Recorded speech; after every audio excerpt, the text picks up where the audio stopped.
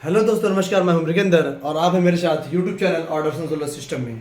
आज दोस्तों हमारा एक टॉपिक है जो कि बहुत ही इम्पोर्टेंट है। हमारे घरों में हम लोग ऑफ ग्रिड सिस्टम यूज करते हैं, सोलर के साथ बैटरी वाला सिस्टम, है ना। तो उसको ऑफ ग्रिड सिस्टम कहा जाता है। तो दोस्तों 350 वाट घर के लोड को रन करने के लिए सोलर सिस्टम की कैलकुलेशन करेंगे हम। आज के हमारे इस वीडियो में हम 350 वाट घर के लोड के लिए सोलर सिस्टम कैलकुलेशन करेंगे, मीन्स ऑफ ग्रिड सिस्टम की डिजाइनिंग करेंगे।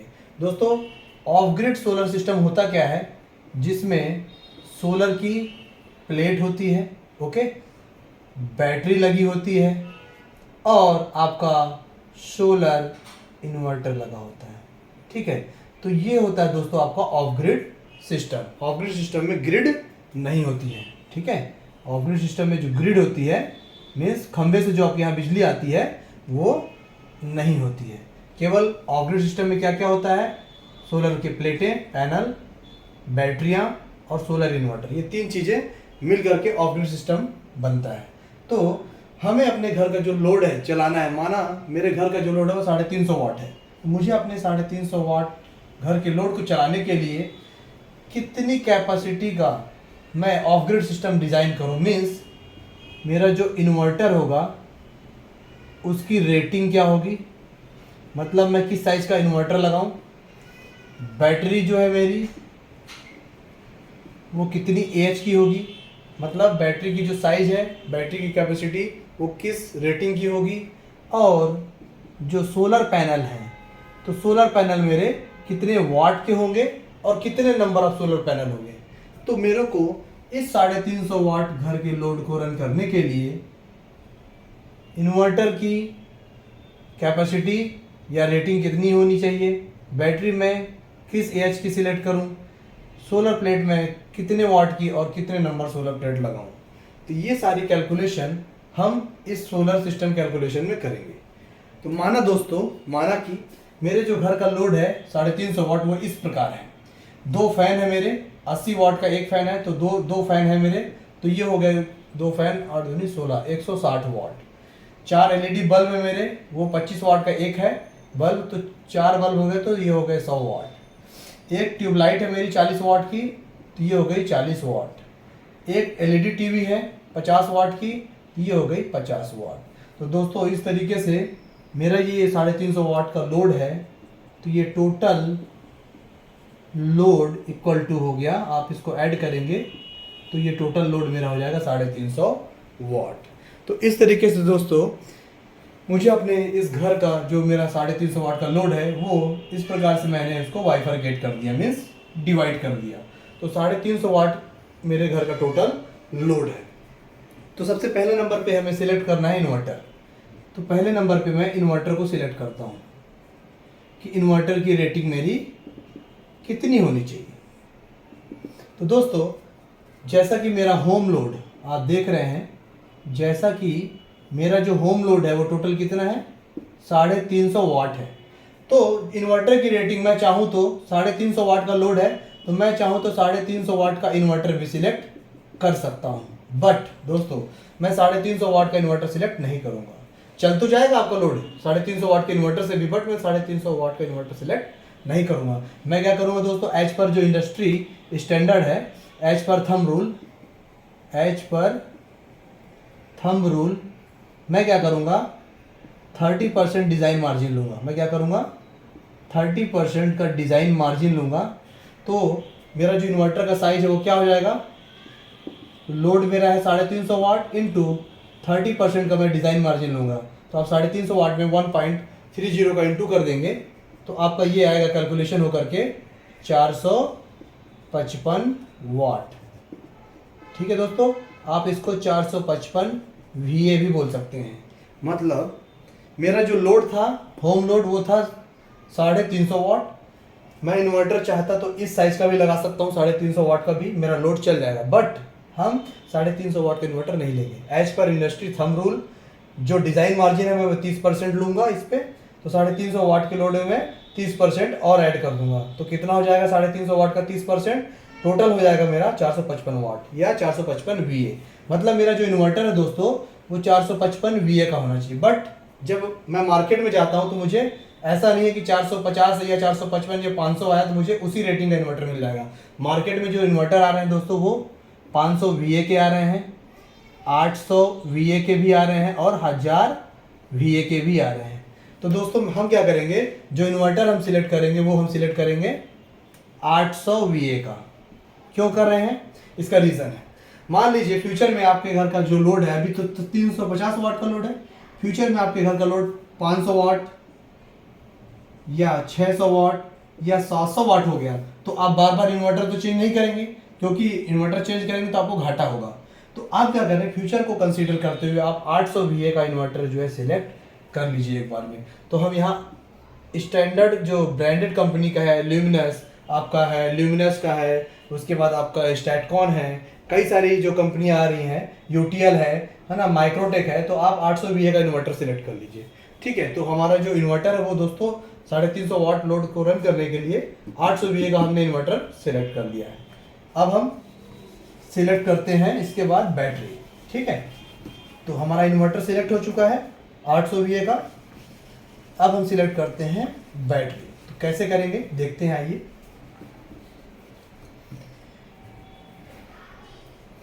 अब हम निकालेंगे बैटरी की साइज। ठीक है, तो बैटरी साइज कैसे कैलकुलेट करते हैं थोड़ा सा ध्यान से देखिएगा दोस्तों। ठीक है, बैटरी साइज कैलकुलेट करने के लिए हम क्या करेंगे, सबसे पहले हम क्या करेंगे, डीसी करंट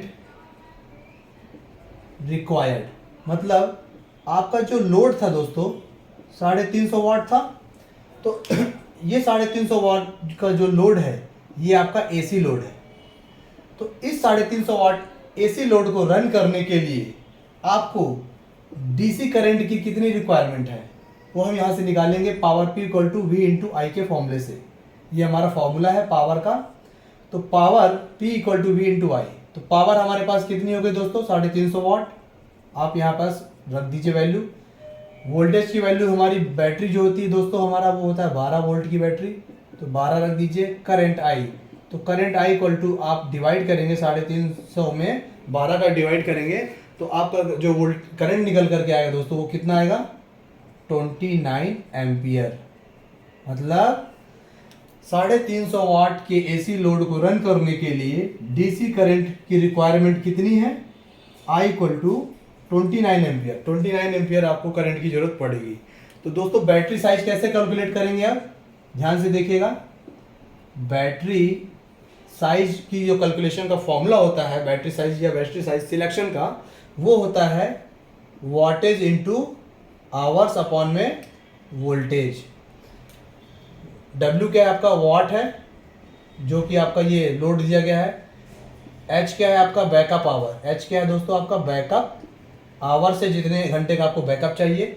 और वोल्टेज क्या है आपका, बैटरी का वोल्टेज। ये क्या है वोल्टेज आपका, बैटरी वोल्टेज है, या इसी को हम बोलते हैं सिस्टम वोल्टेज। बैटरी का वोल्टेज या सिस्टम वोल्टेज बोलते हैं। तो बैटरी साइज की कैलकुलेशन जो हम करेंगे AH के लिए, तो वो हम करेंगे इस फॉर्मूले से, वॉट इंटू आवर्स अपॉन में वोल्टेज, जहाँ W है वॉट टोटल लोड, H है हमारा बैकअप जितने घंटे का बैकअप चाहिए, और वोल्ट है हमारा बैटरी वोल्टेज या सिस्टम वोल्टेज। तो वॉट हमारे पास कितना है दोस्तों 350 वाट इंटू, मान लीजिए मेरे को 8 घंटे का बैकअप चाहिए, कितना 8 घंटे का, तो मैं यहाँ 8 घंटे लिख देता हूँ। और बैटरी का वोल्टेज मेरे पास कितना है 12 वोल्ट। तो आप दोस्तों इसको कैलकुलेट करेंगे, तो कैलकुलेट करने के बाद ये आपका निकल करके आएगा 233.33, मतलब 233.33 AH। मतलब आपका जो 8 घंटे के लिए, 8 घंटे बैकअप के लिए जो बैटरी की साइज AH निकल करके आई वो कितनी आई दोस्तों 233.33 233.33 AH निकल करके आई है। ठीक है, तो इस तरीके से दोस्तों ये आपकी बैटरी की साइज कैलकुलेट हो गई है। बैटरी आपको चाहिए कितनी 8 घंटे के बैकअप के लिए 233 AH की। बट दोस्तों एज पर मार्केट स्टैंडर्ड जब आप मार्केट में जाएंगे तो आपको 233 AH की बैटरी नहीं मिलेगी। मार्केट में जो बैटरियां आ रही हैं वो 100 AH की आती हैं, 150 AH की, 200 AH की और 250 AH की आती है। तो हम क्या करेंगे दोस्तों 250 AH की बैटरी को सिलेक्ट कर लेंगे। मतलब मेरा जो बैटरी साइज है AH में वो मैं कितना सिलेक्ट करूंगा 250 AH की बैटरी को सिलेक्ट कर लूँगा। तो मेरा 12 वोल्ट 250 AH की बैटरी मेरी सिलेक्ट हो जाएगी।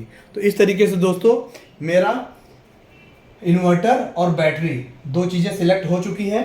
अब मैं सिलेक्ट करूँगा पैनल्स को। ठीक है, इसको पहले मैं वाइप कर देता हूँ दोस्तों, थोड़ा जगह मेरे पास कम है। ठीक है, कोई नहीं, आपको समझ में तो आ रहा है ना, मेन इंपॉर्टेंट है आपको समझ में आना चाहिए। ठीक है,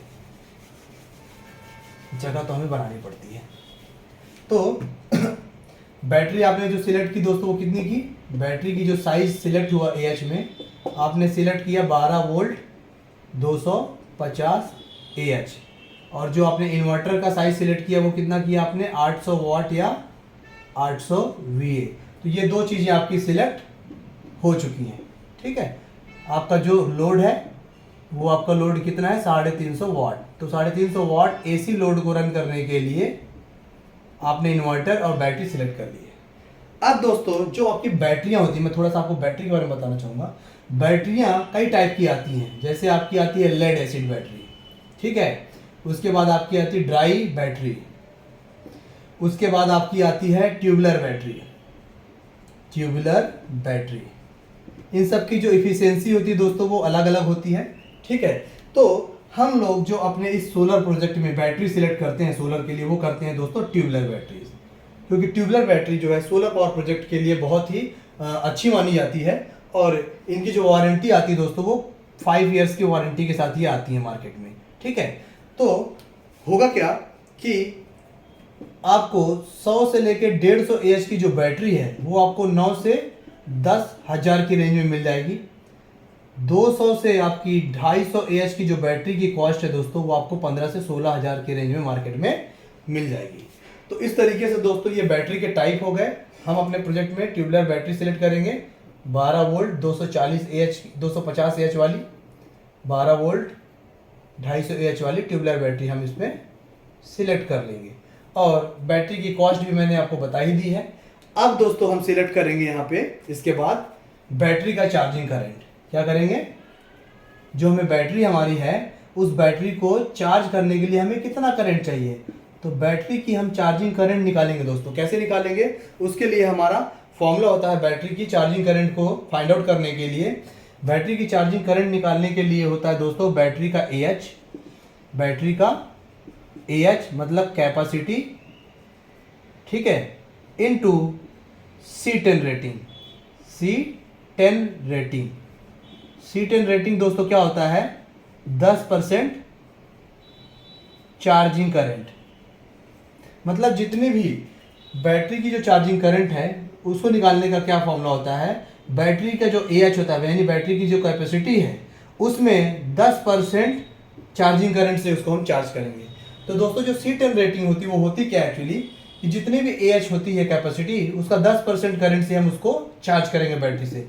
तो होगा क्या, बैटरी को उस 10% करंट से जब चार्ज करेंगे तो होगा क्या दोस्तों, उससे बैटरी की जो लाइफ है, लाइफ साइकिल वो बढ़ जाती है दोस्तों, जल्दी बैटरी खराब नहीं होती है।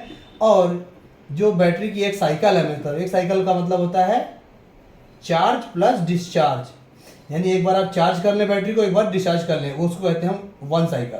तो बैटरी अगर हमारी C10 रेटिंग की है मतलब 10% एम्पियर यानी 10% करंट से अगर उस बैटरी को आप चार्ज और डिस्चार्ज कर रहे हैं तो आपकी बैटरी की जो लाइफ साइकिल वो बहुत ही बढ़ जाती है, बहुत अच्छी मानी जाती है। अगर आप बहुत ज़्यादा एम्पियर से बैटरी को चार्ज करेंगे तो आपकी बैटरी बहुत जल्दी खराब हो जाएगी। तो हमारी बैटरी की जो AH है वो कितनी है दोस्तों 250 AH है। तो हम क्या करेंगे यहाँ पे 10 से डिवाइड कर देंगे। ठीक है दोस्तों, यहाँ पे क्या करेंगे 10 से हम लोग डिवाइड करेंगे, सॉरी यहाँ से हम 10 से डिवाइड कर देंगे।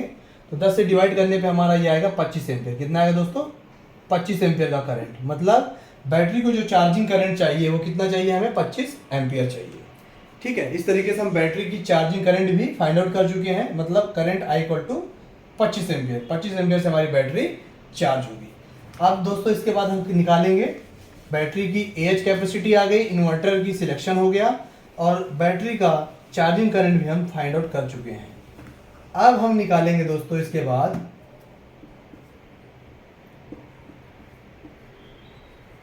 Battery charging current.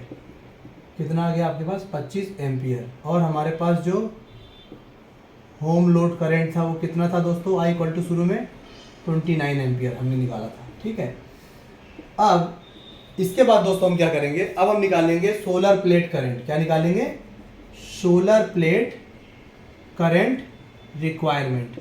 तो सोलर प्लेट का जो करंट है हमें कितना चाहिए, सोलर प्लेट करंट रिक्वायरमेंट निकालने के लिए हम क्या करते हैं दोस्तों, बैटरी का जो चार्जिंग करंट आया है, तो बैटरी का charging current plus home load current दोनों को ऐड कर देते हैं। तो बैटरी का जो चार्जिंग करंट है मेरा 25 एम्पियर है, और होम लोड करंट जो स्टार्टिंग में निकाले थे वो था 29 एम्पियर। इन दोनों को हम क्या कर देंगे, ऐड कर देंगे, 25 एम्पियर प्लस 29 एम्पियर। जैसे इन दोनों को हम ऐड करेंगे दोस्तों तो हमारे पास आ जाएगा 9 5 14 की 4 हासिल है 1 3 2 5 54 एम्पियर। हमारे पास कितना आ जाएगा निकल करके 54 एम्पियर। मतलब सोलर प्लेट से मेरे को जो करंट चाहिए होगा वो कितना चाहिए दोस्तों, 54 एम्पियर का करंट मुझे सोलर प्लेट से चाहिए।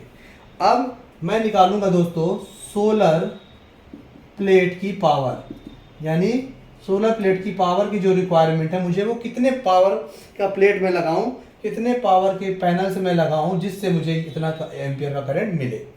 तो मैं सोलर प्लेट पावर रिक्वायरमेंट निकालने के लिए क्या करूंगा, फॉर्मूला लगाऊंगा P equal to V into I का।